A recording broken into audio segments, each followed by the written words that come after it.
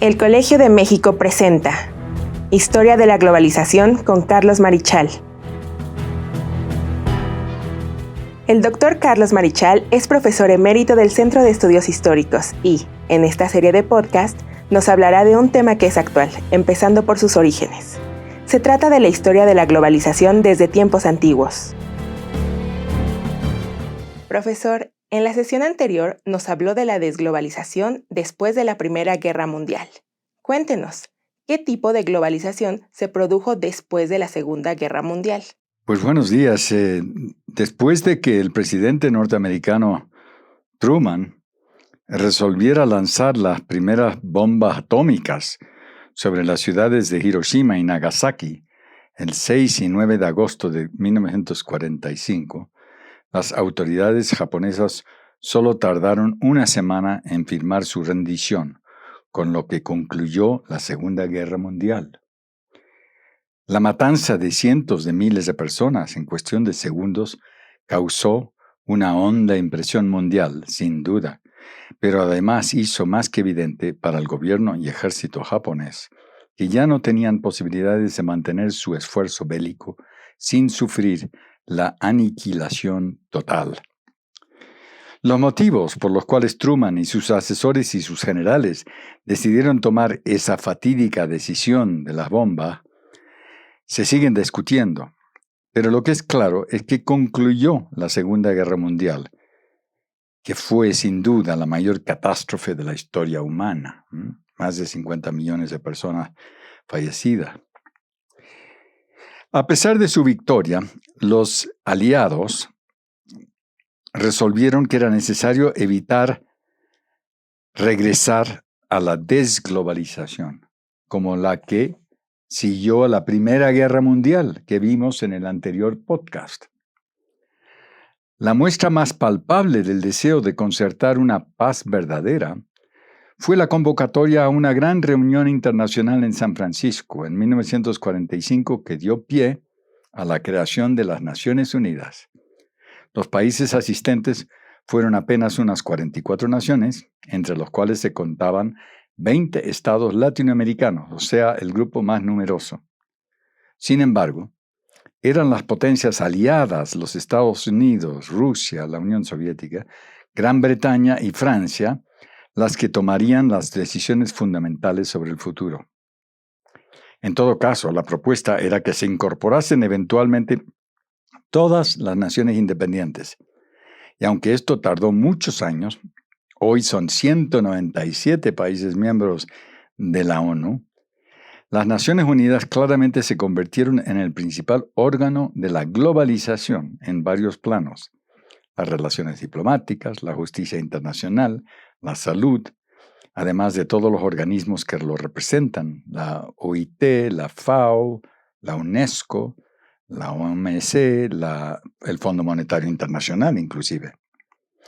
No obstante, este esfuerzo por establecer un orden global, la mayoría de los historiadores y científicos sociales consideran que el periodo que siguió a la Guerra Mundial no fue tanto un periodo de globalización pacífica de cooperación, como el inicio de una guerra fría entre los Estados Unidos y la URSS, una larga lucha entre el capitalismo y el comunismo.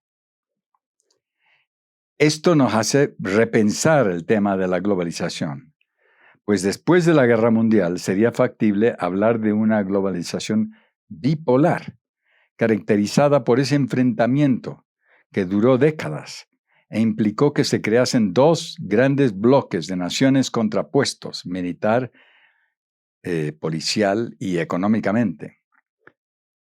Sin embargo, como me ha señalado atinadamente mi colega, la doctora Elodie Brun, especialista en relaciones internacionales, sería altamente conveniente subrayar que no dominaba este periodo solamente la Guerra Fría, sino que también hay que incluir el papel de los países que no pertenecían a los dos bloques como tal y que luchaban por afirmar sus independencias. Nos referimos sobre todo a las sociedades de África y Asia, que seguían siendo colonias, pero que luchaban por independizarse. y lo lograrían a través de varios decenios. Por este motivo, podríamos describir a la posguerra en términos de una globalización tripolar, caracterizado por el enfrentamiento entre el bloque comunista y el bloque capitalista, pero también por un movimiento muy poderoso, el anticolonialismo, que fue impulsado por un gran abanico de países durante décadas, llevando a que hoy en día todas las nuevas naciones independientes sean actualmente miembros de las Naciones Unidas y por lo tanto de la comunidad internacional. Habitualmente se enfatiza el concepto de la Guerra Fría. ¿Cómo explica la lógica internacional en los años de 1950, 1960 y 1970? ¿Qué nos puede comentar al respecto? Pues en efecto, en los años de la inmediata posguerra se produjo la consolidación de un nuevo orden geopolítico, caracterizado por el aparente equilibrio de fuerzas entre las dos superpotencias militares, los Estados Unidos y la Unión Soviética. Después de la muerte de Roosevelt en 1945, sin embargo, esa rivalidad se acentuó. El nuevo presidente norteamericano, Harry S. Truman, y sus colegas tenían mucho miedo de los avances de los partidos comunistas en Europa, especialmente en el mundo laboral y política. Los temores de Truman se acentuaron en 1947 cuando los servicios de inteligencia norteamericanos detectaron que las guerrillas comunistas en Grecia y Turquía podrían triunfar y llevar a que estos países cayeran en lo que se vino a llamar la órbita soviética. Precisamente por eso se estableció entonces la OTAN, la Organización del Tratado del Atlántico Norte, para detener el avance militar que ejercía desde el 45 la URSS sobre la mayor parte de la Europa oriental. Y los Estados Unidos establecieron numerosas bases terrestres, aéreos y navales en distintos puntos de Europa occidental, concentrados muchos en Alemania. De hecho, hasta 1990 había 250,000 de tropas norteamericanas que siguieron estacionados en Alemania, justo hasta el 90, época de la caída de la URSS, apenas hace 30 años. Desde 1946, al mismo tiempo, en Asia Oriental, en los países sujetos a los Estados Unidos, también se puso en marcha un plan similar. En Japón, Truman instaló al general MacArthur con poderes virtualmente dictatoriales durante varios años.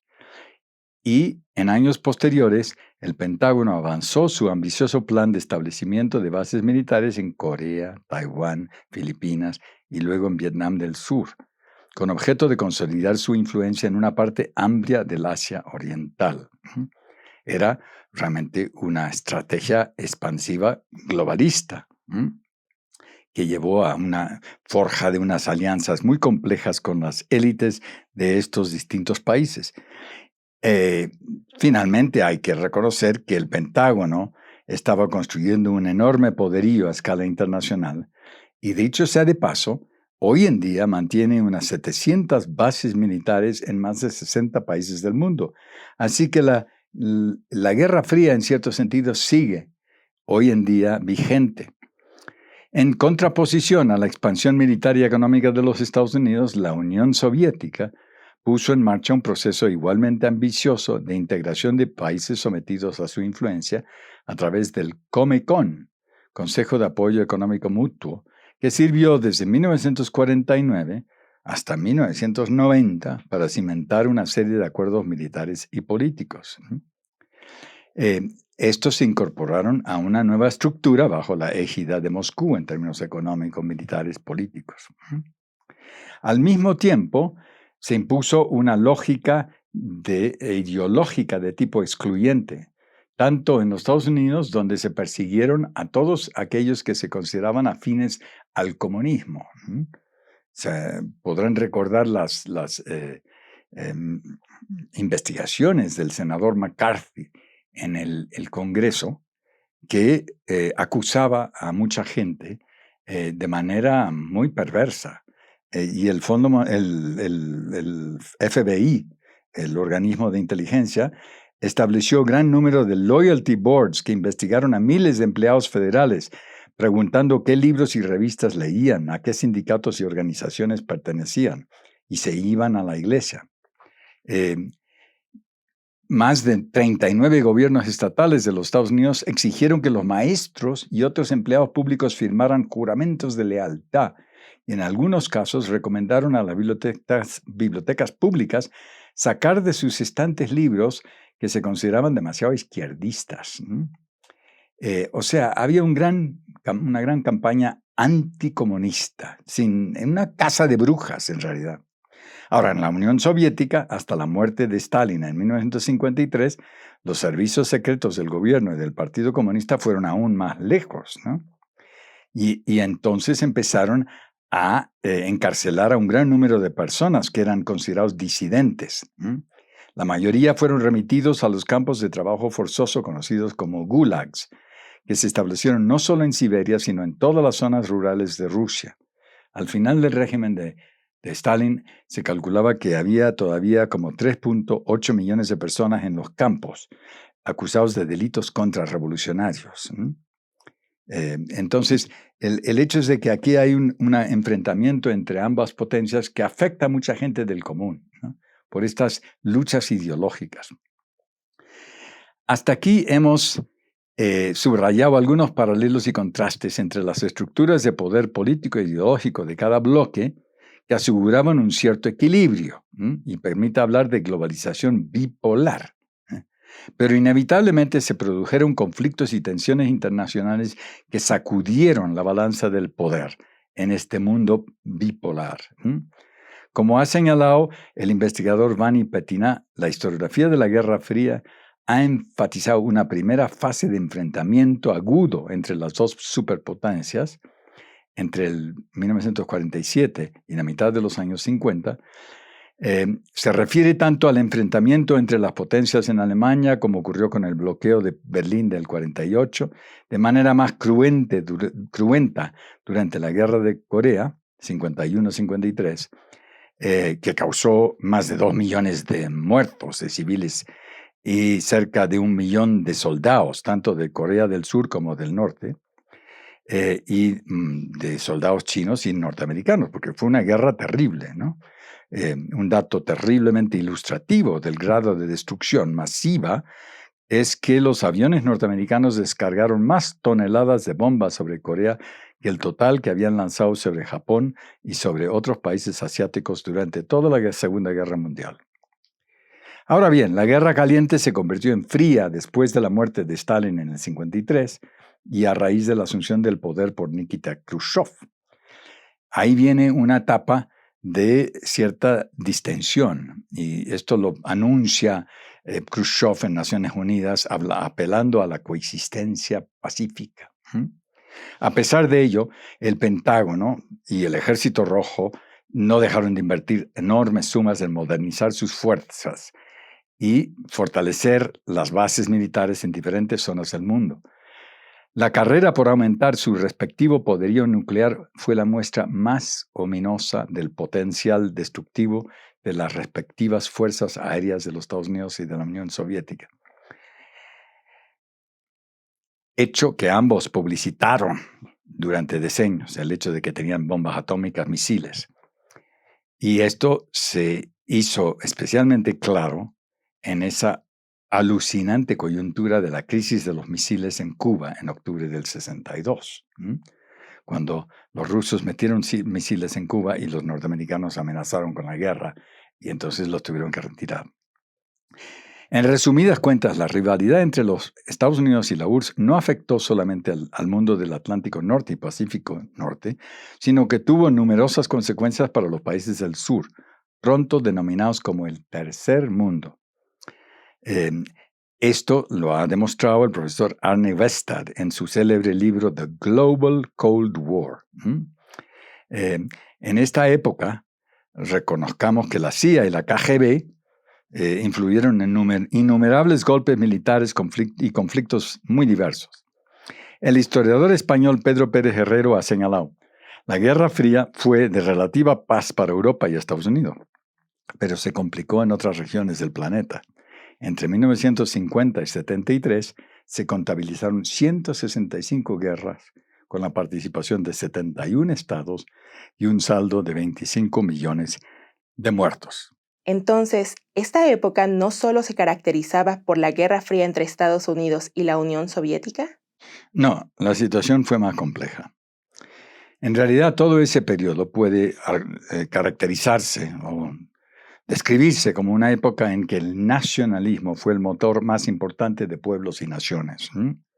Esto ocurrió también en México y en América Latina. Los años 40, 50, 60, época del desarrollo hacia adentro, de industrialización, donde cobra mucha fuerza el nacionalismo. Pero hoy quiero subrayar la importancia de reconocer la descolonización en Asia y África, que fue un movimiento nacionalista global, que iba más allá de la Guerra Fría, aunque era afectada por ella de manera profunda. Desde el fin de la Guerra Mundial, casi todas las colonias en África y Asia lucharon por lograr su independencia nacional como naciones. Y el resultado fue la creación de más de 100 nuevas naciones en apenas un cuarto de siglo.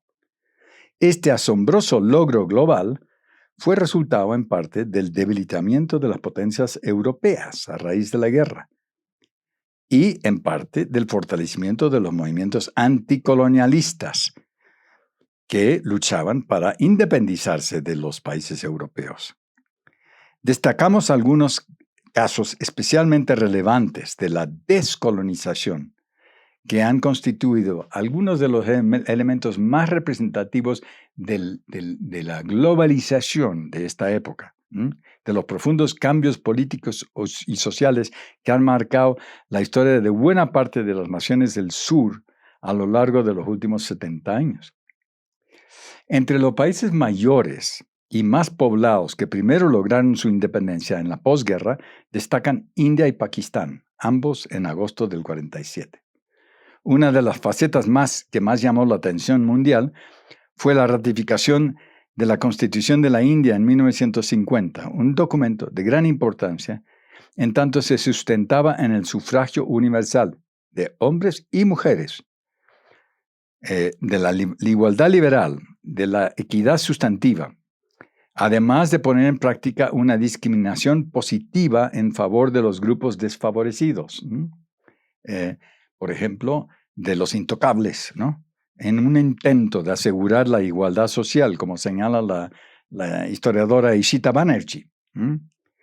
Desde la independencia, el primer ministro Nehru y el Partido del Congreso se empeñaron en fortalecer el poder ejecutivo de la India para lidiar con múltiples tendencias regionalistas en una sociedad y nación tan inmensa y diversa como la India. Y tuvieron mucho éxito por el lado, por ejemplo, de la salud. Lograron la erradicación de terribles enfermedades como la malaria, que afectaba a 70 millones de personas en la época de la independencia. Y avanzaron en las políticas sociales y educativas. Sin embargo, el progreso social y económico fue desigual durante algún tiempo.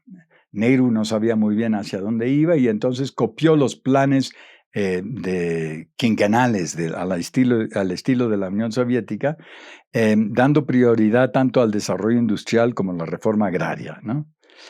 Los resultados fueron algo desiguales. La India avanzó mucho en educación y salud, pero en términos económicos tuvo un desempeño desigual durante los siguientes 30 años, o sea, hasta 1980 y el inicio de lo que llamaríamos la globalización contemporánea.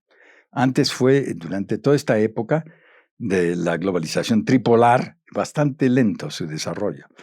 Otro ejemplo de avance en la descolonización en esta época fue el de Indonesia, que con sus 6.000 islas albergaba un conjunto de poblaciones complejas y extremadamente diversas. En agosto del 45, los dirigentes nacionalistas, Mohammed Hatta y Sukarno, proclamaron una declaración unilateral de independencia de su país, tras el fin de la ocupación japonesa. Pero el gobierno holandés, que seguía siendo dueño de Indonesia, se negó a emprender el camino de la negociación. Siguió una guerra que duró 3 años. Pero finalmente intervinieron los Estados Unidos y le dijeron a Holanda que era inevitable, que tenía que ceder la independencia a Indonesia. Con 6.000 islas no iban a poder controlar eso. Otro caso muy sonado de enfrentamientos entre potencias coloniales y movimientos nacionalistas fue el de Egipto, a raíz del conflicto sobre el control del Canal de Suez en 1956. Ese canal estaba sujeto a la influencia determinante del ejército británico, que mantenía la mayor de sus bases en la zona del canal con más de 80,000 efectivos. Sin embargo, en 1952, un grupo de oficiales del ejército egipcio, liderados por el joven coronel Gamal Nasser, expulsaron al rey corrupto y débil Farouk y establecieron una república. En ese momento, Gran Bretaña accede a retirar tropas, pero esta iniciativa se congeló a raíz de la súbita invasión de Gaza por fuerzas israelíes, que destruyeron 3 bases militares egipcias. Nasser interpretó esta acción como una amenaza a su régimen y solicitó el apoyo de los Estados Unidos, pero al no recibirlo, negoció un acuerdo con la Unión Soviética por la cual recibió una cantidad importante de tanques y armamento. Nasser anunció la nacionalización de la empresa anglo-francesa del Canal de Suez. Y en Europa el impacto fue tremendo porque a través de ese canal pasaban 12,000 barcos de carga, en particular de petróleo, todos los años, y siguen pasando, y abastecen al viejo imperio, al viejo continente. En respuesta, los gobiernos de Reino Unido y Francia bombardearon los aeropuertos militares de Egipto, pero su misión resultó fracasada cuando Nasser procedió a cerrar el canal al hundir casi 50 navíos adentro, los cuales impedían el paso de los barcos petroleros y de carga. Y entonces Estados Unidos intervino y propuso una tregua y se volvió eventualmente a abrir el canal, pero nacionalizado por los egipcios. La revolución egipcia energizó los movimientos de independencia en el conjunto de África. Fue un impacto tremendo. Uno de los casos más sonados fue la independencia de la ex colonia británica de Ghana. Esto llevaría a los movimientos de independencia en muchos países de África. Por eso hablamos de anticolonialismo como un movimiento global que empieza a cobrar fuerza en esta época. En Ghana, el triunfo del dirigente Kwame Nkrumah permitió que se iniciara un nuevo gobierno soberano en marzo del 57, en unas negociaciones complejas con los británicos. Siguieron 6 días de celebraciones y Nkrumah recibió mensajes de felicitaciones de Eisenhower, de Bulganin, de Nehru y de Zhou Enlai de China. A la ceremonia inaugural de la nueva nación llegaron 56 delegados de países de todo el mundo, entre los cuales se contaba Richard Nixon, vicepresidente de los Estados Unidos. En 1958, a raíz de esto, se convocó la primera conferencia panafricana, All African People's Conference, a la que asistieron 300 representantes, muchos de los cuales luego se convertirían en dirigentes independientes de sus países. De Tanzania, de Rodesia del Sur, luego Zimbabue, de Rodesia del Norte, luego Zambia, de Malawi, de Guinea Portuguesa, de Kenia y muchas naciones en ciernes. Entre los futuros líderes que asistieron a esta conferencia estaba Patrice Lumumba, quien poco después, en junio de 1960, fue electo primer ministro de la República del Congo. Esto fue resultado de unas negociaciones con el gobierno belga que había asentado a la independencia después de 80 años de gobierno y muy duro y despótico. Lumumba asistió a la ceremonia de la independencia en el gran auditorio del palacio en la capital del Congo, en Leopoldville, se llamaba así, ahora se llama Kinshasa, pero también asistió a esta ceremonia el rey Balduino de Bélgica, que se dio el lujo imperdonable de pronunciar un discurso en el cual instó de manera arrogante a los diputados congoleses a cumplir con las expectativas del monarca e insistió en subrayar los grandes logros de su tío abuelo, el notorio rey Leopoldo II, cuando se apropió del territorio del Congo, lo convirtió en una colonia particular y hizo un gobierno despótico. Esto fue suficiente para enfurecer a Lumumba, y replicó con un discurso recordando la larga explotación de su tierra y pueblo a raíz de las acciones y leyes de los blancos, o sea, los belgas más poderosos. ¿Mm? Y esto movilizó al pueblo congolés y había gran entusiasmo con el inicio del gobierno de Lumumba. Sin embargo, y a pesar del entusiasmo inicial, el nuevo gobierno de Lumumba fue fugaz. Desde sus inicios, una serie de empresas multinacionales belgas y norteamericanas interesadas en los recursos de la provincia minera más rica de Katanga promovieron movimientos armados que intentaron dividir al Congo en regiones autónomas. Y en el 62, el coronel Mobutu encabezó un golpe de Estado, apoyado por la CIA, que acabaría con el asesinato de Lumumba. Mobutu se convirtió en dictador de su país, que hizo llamar Zaire, durante más de 30 años, hasta su derrocamiento en 1997, o sea, de nuevo, hace 30 y pico años. En el resto de África, los procesos de independencia fueron heterogéneos. En el caso de Argelia, una larga guerra que se desata entre el gobierno francés y los independentistas. En el caso de Marruecos y de Túnez, la transición fue bastante pacífica y se logró la independencia en 1956. Más complicados fueron las experiencias de los países de África Oriental, bajo control colonial o protectorados de Gran Bretaña, como Sudán, Kenia, Uganda y Somalia.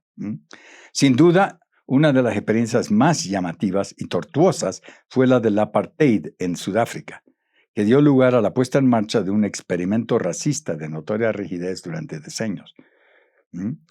La población blanca, sobre todo los Boers en Sudáfrica, no querían un régimen con participación de los negros en la vida política. No obstante, merced a la extraordinaria firmeza y paciencia del dirigente Nelson Mandela y sus compañeros, que llevaron a cabo una larga lucha y desde las cárceles, dicho régimen fue debilitado hasta el punto de facilitar el tránsito a una de las experiencias políticas y sociales más singulares de finales del siglo pasado. En todo caso, conviene enfatizar que no fue solo en África que el anticolonialismo se convirtió en eje de algunos de los movimientos políticos más importantes de la época. En el sudeste asiático, los años 60 fueron decisivos. Especialmente importante fue la lucha por la independencia de Vietnam, que se quería librar tanto del gobierno francés, que duró hasta los años 60, como luego de los Estados Unidos, que vino a suplantar a Francia en Vietnam. La lucha había sido iniciada por el Viet Minh, una organización comunista dirigida por Ho Chi Minh, y duró muchos años, a partir de 1950. Pero en 1954, a partir de una gran batalla en Dien Bien Phu, los batallones franceses mejor preparados fueron derrotados y Vietnam se dividió entre norte y sur. Entonces, durante un buen tiempo era Vietnam del norte y Vietnam del sur. En el sur dominaban un régimen que estaba apoyado por los Estados Unidos. Se mantuvo una paz inestable durante varios años. Pero hacia 1961 los conflictos se reanudaron a raíz de la entrada de 15,000 soldados del ejército de Vietnam del Norte en Vietnam del Sur. Ho Chi Minh y sus colegas querían que se uniera al país. Nadie daba crédito al principio de la posibilidad de que el pequeño ejército de guerrillas conocido como el Viet Cong tendría posibilidades de vencer al ejército de 160,000 soldados del gobierno en Saigón, apoyados de manera vigorosa por los Estados Unidos. Kennedy, que había sido electo en 1960, mandó tropas, pero tras su asesinato se decidió que había que acentuar este esfuerzo. El nuevo presidente de los Estados Unidos, Lyndon Johnson, fue presionado por los asesores civiles y por el Pentágono para aumentar la presencia militar estadounidense en Vietnam. A finales de 1965 ya eran más de 100,000 los efectivos estadounidenses. Y la guerra se convirtió en un calvario para los campesinos vietnamitas, tanto del norte como del sur, a consecuencia de los bombardeos norteamericanos constantes. Las Fuerzas Armadas de los Estados Unidos lanzaron 7 millones de toneladas de bombas sobre Indochina durante la guerra, Más del triple de los 2 millones de toneladas lanzados por Estados Unidos en Europa y Asia durante toda la Segunda Guerra Mundial. Pero la crueldad exhibida por el Pentágono durante la Guerra de Vietnam se expresó no solo en los bombardeos, sino en el uso masivo de armas inhumanas, como el napalm, el fósforo blanco, minas antipersona y defoliantes, para matar no solo a los guerrilleros, sino a los civiles en gran escala. De todas maneras, los insurgentes vietnamitas, militares y civiles, rehabilitaron con increíble paciencia y vigor cada objetivo destruido. Al tiempo que en Vietnam también se reconstruía cada puente, carretera, estación de ferrocarril y fábrica que había sido atacado y bombardeado. Para 1969 ya eran 500,000 el número de efectivos norteamericanos en Vietnam. Pero a pesar de la abrumadora superioridad, el número de soldados y todo tipo de armamentos no lograron derrotar a las fuerzas insurgentes, ni ahí ni en Camboya o Laos. Finalmente, en 1973, el secretario de Estado Henry Kissinger se vio obligado a sentarse en la primera de una serie de mesas de paz en París que condujeron a la unidad del norte y sur de Vietnam y el fin de la terrible guerra. En resumen, podríamos afirmar que la prolongada guerra de Vietnam fue la última epopeya del gran ciclo de la descolonización.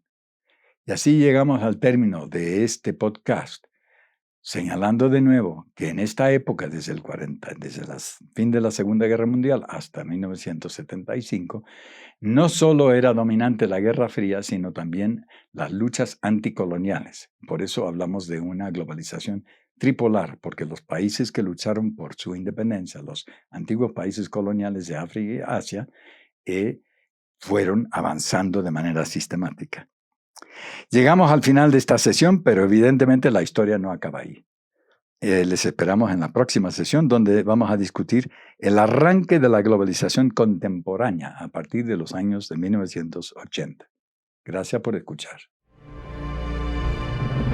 Gracias, y los esperamos en el siguiente episodio de Historia de la Globalización con Carlos Marichal. Esto es una producción de la Coordinación de Educación Digital del Colegio de México.